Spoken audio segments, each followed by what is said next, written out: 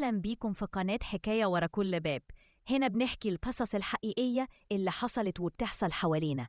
والنهاردة قصتنا مش عن جريمة ولا خيانة، قصتنا عن الشهرة اللي بتيجي فجأة وتخطف صاحبها وتسيبه تايه وسط الترند والمشاهدات والفلوس والفضايح.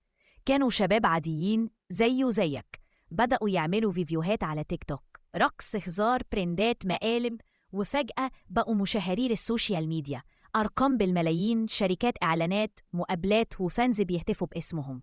لكن الحكاية مش دايما فيها نهاية سعيدة.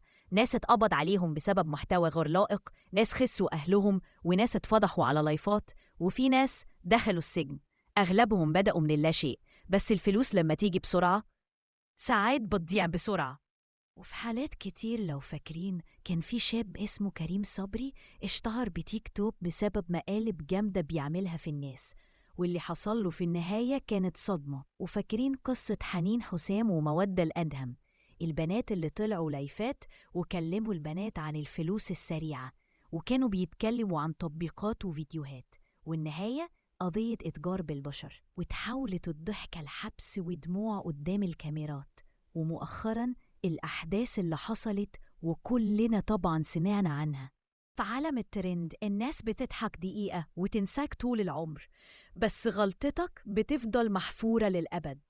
مفيش حاجة اسمها شهرة ببلاش، كل ترند ليه تمن، وساعات التمن بيكون عمرك، حريتك، أو كرامتك.